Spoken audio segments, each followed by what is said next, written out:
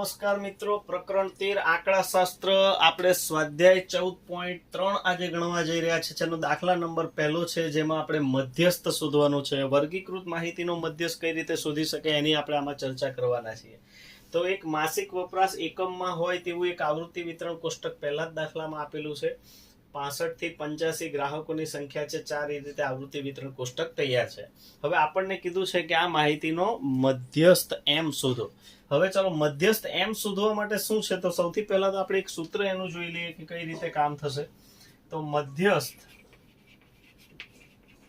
એમ બરાબર આમાં સૂત્ર છે L પ્લસ કૌંસમાં n/2 માઇનસ CF ના છેદમાં સ્મોલ f ગુણ્યા h.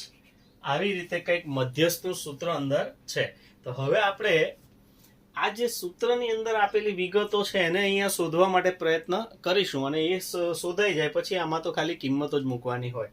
ચાલો, સૌથી પહેલું છે આમાં L શું છે એ આપણે હમણાં પછી ચર્ચા કરીએ.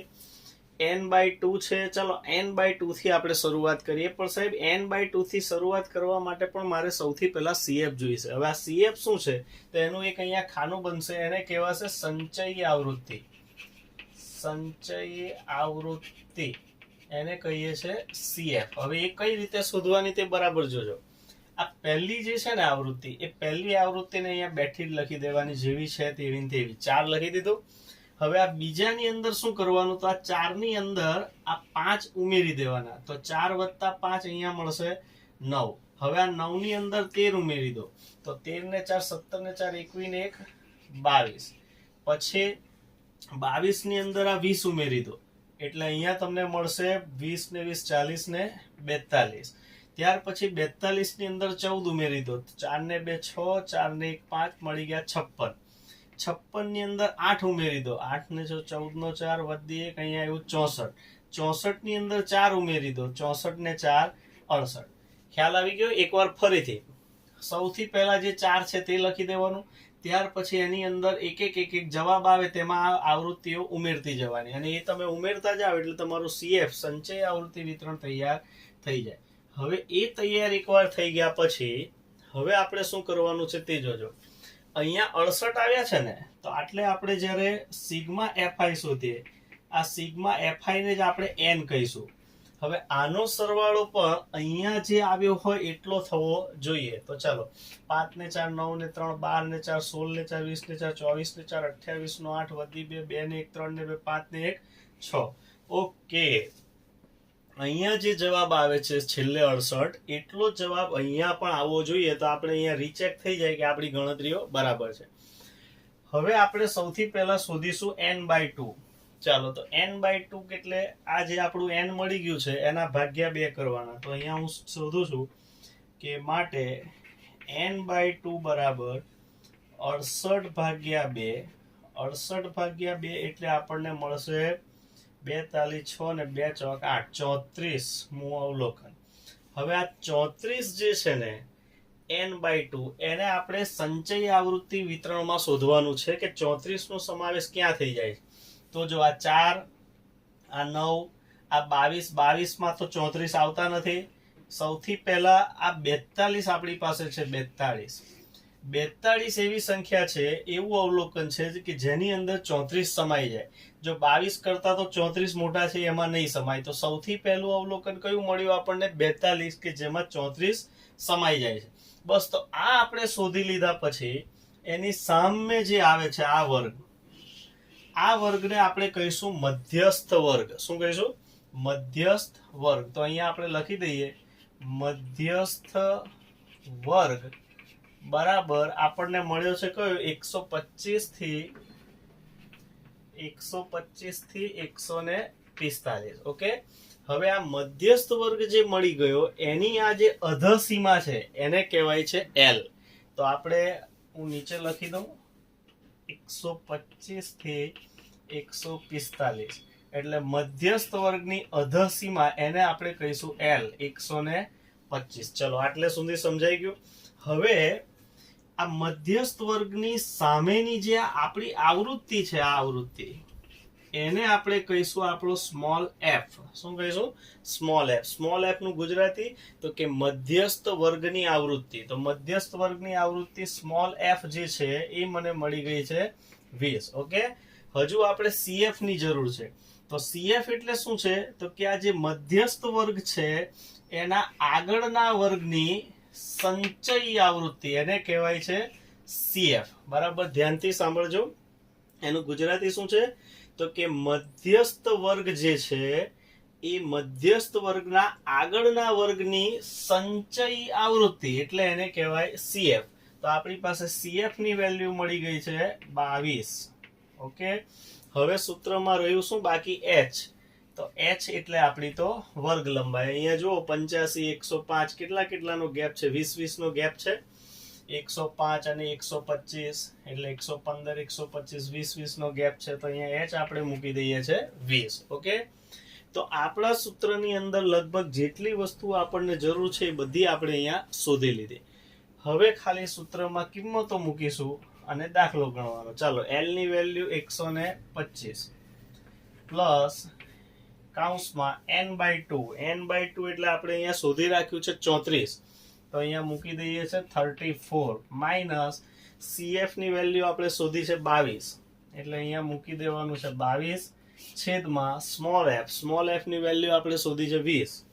અહીંયા મૂકી દીધું 20 ગુણ્યા એચ. એચ ની વેલ્યુ આપણે શોધી છે 20. તો અહીંયા મૂકી દઈએ 20. ઓકે, હવે 125 પ્લસ, ચલો 20 તો ઉડી ગયા, તો 34 માંથી 22 જશે. 4 માંથી 2 જાય 2, 3 માંથી 2 જાય 1 અને 125 પ્લસ 12 એમ બરાબર 137. તો આમ 137 એકમ. તો આપણને મધ્યસ્થ મળે છે 137. બરાબર વિડીયોને જોજો અને રીતને પાકી કરવા પ્રયત્ન કરજો અને 14.3 માં આવા જેટલા પણ દાખલા હોય એને ગણીને પાકા કરજો. આપણે હજુ એક ખૂટતી આવૃત્તિઓના દાખલો પણ આમાં જોઈ લઈએ. દાખલા નંબર 2 છે. ચલો, થેન્ક યુ. દાખલા નંબર 2 જોઈ લઈએ, જેમાં આપણને કીધું છે કે મધ્યસ્થ બરાબર 28.5 છે. તો એક્સ અને વાય શોધો અને આપણને સિગ્મા એફઆઈ આ જે આવૃત્તિઓ છે એનો સરવાળો પણ 60 આપ્યો છે ને આપણે ખૂટતી આવૃત્તિ એક્સ અને વાય શોધવાની છે. ચલો, એની માટે શું કરીએ? તો મધ્યસ્થ પરથી શોધવાનું છે એટલે સૌથી પહેલા અહીંયા સંચયી આવૃત્તિ મેળવીશું એટલે કે આપણે એને કહીએ છીએ સીએફ. હવે એ કઈ રીતે મેળવવાનું કીધું હતું? ચાલો, તો આપણે શું કરશું? સૌથી પહેલા તો 5 જે છે તેવા લખી દીધા. ચાલો, હવે 5 માં x નાખવાનું એટલે અહીંયા થશે 5 પ્લસ x. એની પછી શું કરીશું? તો કે સાહેબ એની અંદર આપણે 20 ઉમેરવાનું. તો 20 ને 5 25 પ્લસ x. ચાલો, હવે એની અંદર શું કરવાનું સાહેબ? તો કે 15 ઉમેરવાનું. તો ચાલો 25 ને 15 એટલે આપણે થઈ જશે 5 ને 5 10 નો શૂન્ય વધી 1 2 ને 2 4 40 plus x. Okay, 40 plus x. ચાલો, હવે એની અંદર શું કરવાનું છે? તો કે 40 પ્લસ એક્સ પ્લસ વાય. ચાલો, હવે એની અંદર 5 નાખીએ એટલે 45 plus x plus y. Okay, તો આ રીતે આપણને સંચયી આવૃત્તિ મળી જાય. ચલો, સૌથી પહેલા 5 એમાં x નાખ્યા 5 પ્લસ એક્સ, એમાં 20 નાખ્યા 25 પ્લસ એક્સ, એમાં 15 નાખ્યા 40 પ્લસ એક્સ, એની અંદર y નાખ્યા 40 પ્લસ એક્સ પ્લસ વાય, એની અંદર આપણે 5 નાખ્યા 45 પ્લસ એક્સ પ્લસ વાય. હવે અહીંયા આપણે જોઈએ સિગ્મા એફઆઈ બરાબર આનો સરવાળો પણ આની જેટલો થવો જોઈએ. તો 5 ને 5 10 ને 5 15 નો 5 વધી 1 2 ને 1 3 ને 1 4 એટલે એ પણ થશે 45 પ્લસ એક્સ પ્લસ વાય. મધ્યસ્થના દાખલામાં બરાબર ધ્યાન રાખજો, અહીંયા જે સરવાળો છેલ્લે આવે તે સિગ્મા એફઆઈ માં પણ આવવો જોઈએ. ત્યાર પછી શું કરવાનું છે? તો કે સાહેબ આપણે આ સિગ્મા એફઆઈ જે 60 છે ને એનો ઉપયોગ કરીને અહીંયા એક સમીકરણ બનાવવાનું છે. તો સિગ્મા એફઆઈ બરાબર આપણે અહીંયા લાવ્યા છે 45 પ્લસ એક્સ પ્લસ વાય. હવે સાહેબ સિગ્મા એફઆઈ તો મને આપેલું છે, કેટલું છે? 60. તો આપણે અહીંયા લખીએ 60 બરાબર 45 plus x plus y. Okay, તો હવે સાહેબ 45 આ બાજુ આવે તો 60 minus 45 is equal to x plus y. તો તો 60 માંથી 45 આપણે કાઢી નાખીએ તો x plus y is equal to 45 ને 5 50 ને 10 15. ઓકે, તો x પ્લસ વાય આપણને મળી જાય છે 15. આને આપણે લખી દેવાનું સમીકરણ નંબર 1. ઓકે, આટલું કરીને અહીંયા છોડી દેવાનું. હવે આપણે અહીંયા આવીએ તો જુઓ, આ CF જે છે અને મધ્યસ્થ વર્ગ નક્કી કરવા માટે પહેલા દાખલામાં આપણે n/2 કર્યું હતું, પણ અહીંયા n/2 કરવાથી કામ નહીં થાય, કારણ કે x અને y જ મને આપેલા નથી. તો આવા સંજોગોમાં આપણે મધ્યસ્થ વર્ગ નક્કી કરવાનો આપેલા મધ્યસ્થ પરથી. ચલો, મધ્યસ્થ કેટલો આપેલો છે? 28.5. તો અહીંયા જુઓ કયા વર્ગમાં એનો સમાવેશ થઈ જાય છે? તો કે સાહેબ 28.5 છે એટલે 20 થી 30 માં એનો સમાવેશ થઈ જશે. ઓકે, તો અહીંયા હું લખું છું કે મધ્યસ્થ m બરાબર 28.5 છે, માટે મધ્યસ્થ વર્ગ જે મળવાનો છે એ છે 20 થી 30. ઓકે, હવે મારે કઈ રાશિની આમાં જરૂર છે? તો કે સાહેબ L જોઈશે, પછી F જોઈશે અને CF જોઈશે. આટલી વસ્તુની જરૂર પડવાની છે અંદર. ચલો, તો L એટલે મધ્યસ્થ વર્ગની અધસીમા, એટલે આપણે મૂકી દીધા 20. ચલો, મધ્યસ્થ વર્ગ અહીંયા નક્કી કર્યો છે. એની સામે સીધી લાઈનમાં આ જે આવે એને કહીશું સ્મોલ f, અને એ જ લાઈનમાં મધ્યસ્થ વર્ગના આગળની સંચયી આવૃત્તિ એને આપણે કહીશું CF. ઓકે, f એટલે મધ્યસ્થ વર્ગની આવૃત્તિ, એ પણ આપણી કેટલી છે? 20 જ છે. અને ચલો, પછી CF એટલે મધ્યસ્થ વર્ગના આગળના વર્ગની સંચયી આવૃત્તિ, જે મારી પાસે છે 5 પ્લસ x. થઈ ગયું આટલું. ચલો, અંદરની બધી રાશિ લગભગ મળી ગઈ. n/2 બાકી છે, તો n તો આપણને 60 જ આપેલા છે. આ જે સિગ્મા fi છે ને એને જ કુલ અવલોકન n કહેવાય. હવે n/2 આપણે ડાયરેક્ટ સૂત્રમાં મૂકી દઈશું. ચલો, મધ્યસ્થ મને આપેલું છે, સૂત્ર લખી દીધું. મધ્યસ્થની વેલ્યુ છે 28.5. તો આ વખતે કરશું 28.5 બરાબર, ચલો L ની વેલ્યુ કેટલી છે? 20. તો અહીંયા 20 લખી દીધું, પ્લસ ચલો n/2 એટલે 60 ડિવાઇડેડ બાય 2, એટલે અહીંયા લખ્યું છું 60/2 માઇનસ CF એટલે મને મળ્યા છે 5 પ્લસ x. જો દ્વિપદી છે, દ્વિપદી એટલે એને કાઉન્સમાં લખવું, કારણ કે બહાર નીકળે ત્યારે નિશાનીઓ બદલાશે. છેદમાં સ્મોલ f કેટલા છે? 20, અને ગુણ્યા h. જો h અહીંયા લખવાનું રહી ગયું. h બરાબર, તો જુઓ અહીંયા કેટલી ગેપ છે? 10 10 10 10 ની ગેપ છે.